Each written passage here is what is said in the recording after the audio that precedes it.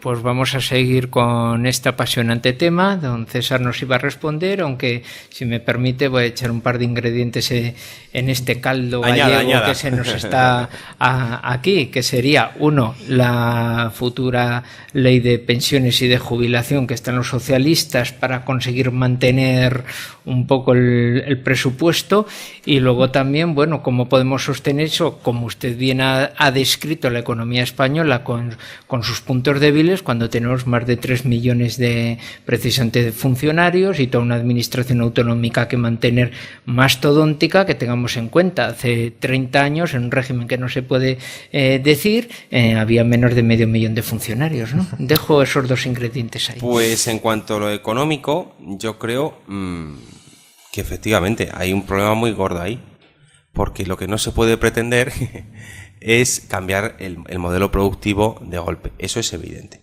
Pero no es menos cierto que el dinero o el presupuesto público es lo que los empresarios llaman el costo de oportunidad. Es decir, ¿qué perdemos por adoptar unas medidas cuando podíamos haber adoptado otras más eficientes? Eso es evidente. Evidentemente, en nuestra economía, de hecho, los informes sobre calidad de la educación así lo avalan. España es el país con peor formación de la Unión Europea, y ya en determinados sectores tenemos la población activa menos cualificada de muchos países. Ya nos están adelantando. Por ejemplo, en España se estableció la maldad o la obsesión enfermiza, sobre todo por parte del PSOE en los años 80, de que todo el mundo tenía que ir a la universidad, sin tener en cuenta las capacidades de cada persona individualmente, porque esto es muy propio también de la izquierda, la colectivización y la anulación del individuo. Es decir, todo el mundo a la universidad. La famosa frase falaz de el hijo del obrero a la universidad, oiga, pues no. O el hijo del banquero a la formación profesional. ¿Qué tiene que ver? No tiene que ver eso nada. Hay que ver las capacidades del alumno. Y si una persona está más orientado hacia un trabajo intelectual, que lo haga. Y si otra persona es más válido para un trabajo más industrial, más manual, si se quiere así, es igual de digno el trabajo. Pero ellos establecieron esa falacia. La formación profesional no es digna. La universidad sí. Por ese prurito o por ese complejo de inferioridad o equiparación de la izquierda con las clases más populares o menos favorecidas y la derecha con las más favorecidas. Absurdo. Pues ahora tenemos ese problema, que para determinados sectores económicos ahí sí que necesitamos población que venga a Europa del Este, porque resulta que los ciudadanos de la antigua Europa del Este, la Europa comunista, resulta que tiene una formación brutal para muchísimos trabajos industriales, fresadores, soldadores, carpinteros, una formación brutal. Yo conozco empresas pequeñas de todo tipo de instalaciones, por ejemplo, eléctricas, que no consiguen buenos profesionales españoles. Hace 1 año y medio, en el edificio Intereconomía nos cambiaron los ascensores y resulta que los que estaban cambiando los ascensores eran ucranianos.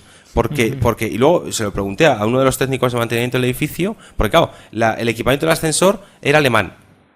Los motores de elevación eran alemanes, la cabina era española y quienes nos instalaban todo el equipo eran ucranianos. Y oiga, ¿esto es multicultural o cómo es esto? Dice, no, es que resulta que estos señores son los que más saben de ascensores.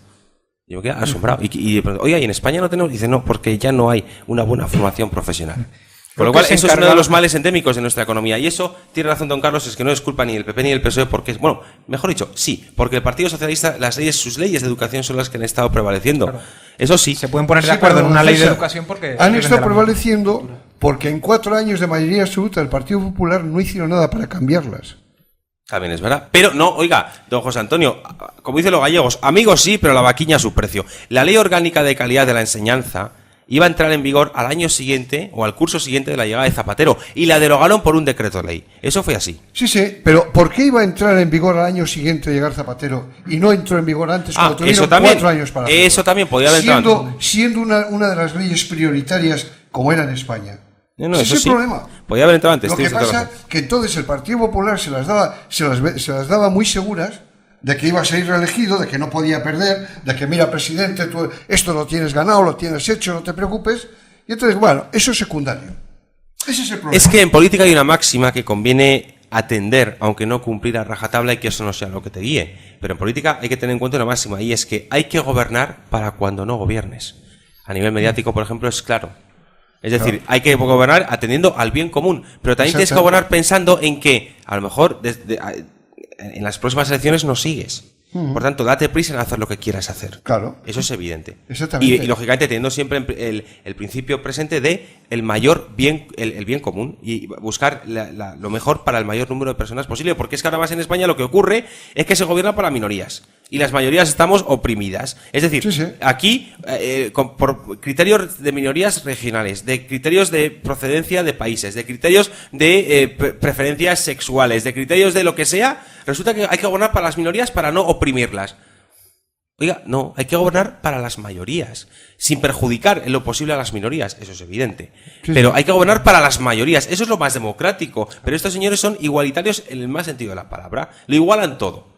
Por ejemplo, en el tema de la violencia de género que a ellos tanto les gusta.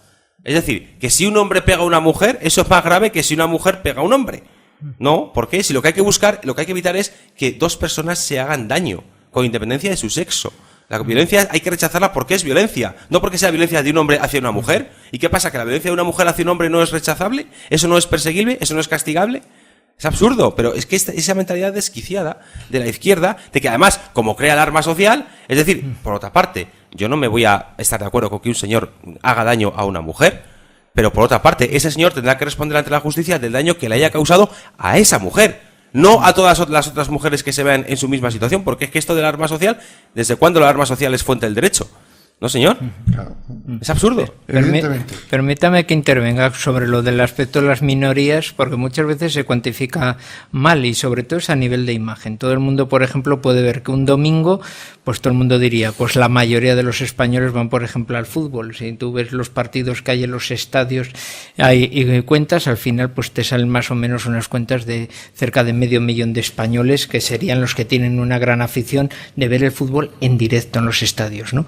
Bueno, pues a misa dominical van en ese momento unos 11 millones de españoles más los 2 millones que lo ven por la televisión, ¿no?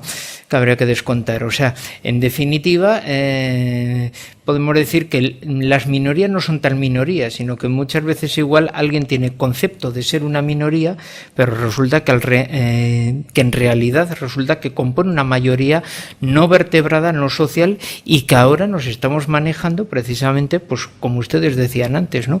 Por un gobierno que se apoya en unas minorías, pero que actúa a través de unas mayorías totalmente desvertebradas y que no saben por dónde les da el viento, y que precisamente nosotros lo que tenemos que tener es precisamente incentivar precisamente a esa mayoría que tienen unos valores y unos principios a nivel transversal totalmente coherentes y que son mayoría en la sociedad española, y que resulta que están viendo que, bueno, o por un partido socialista en la actualidad que con carencias morales, etcétera, o por un partido popular que cree que esos principios no son los mayoritarios en una sociedad, se dejan llevar por ellos y son pragmáticos. Claro, don José Luis, pero eso además... estos principios sí se pueden ganar elecciones. Claro, pero ¿no? es que eso además tiene un problema que es doblemente civilino por una razón, porque cuando se gobierna atendiendo a criterios de minorías y no a criterio de bien común, luego incurres en todo tipo de contradicciones, porque, por ejemplo, para el Partido Socialista no hay nada que les mole más que el feminismo. Bien, también son muy pro-islámicos y alianza de civilizaciones. Oiga, ¿y quiénes son los que más daño hacen a la mujer y la tratan peor que a un animal? El islamismo radical, y sin embargo no dicen nada. Por tanto, es absurdo. O por ejemplo, la paridad. Han llegado a establecer la estupidez de que en el Consejo de Administración de una empresa tiene que haber paridad. Oiga, no, en el Consejo de Administración de una empresa está representado el capital, es decir, los propietarios. Por tanto, es absurdo que haya cuotas por sexos, porque si coincide que una empresa, el 100% de los dueños son mujeres, ¿qué pasa? No va a haber paridad tampoco. O si son hombres, ¿qué pasa? No, es que es absurdo. Pero sin embargo, la única cosa que era naturalmente paritaria, es decir, el matrimonio normal entre hombre y mujer, se lo cargan. Claro, porque un matrimonio de dos hombres, eso no es paritario. Ahí no hay paridad, no hay 50%. Y es que, lo digo un poco sarcásticamente, pero es que es una incongruencia quizá un poco frívola, pero muy evidente. Claro, oiga, es que dos hombres, ahí no hay paridad. Y el matrimonio normal, hombre-mujer, que era perfectamente y naturalmente paritario, se lo cargan. Ah, muy bien.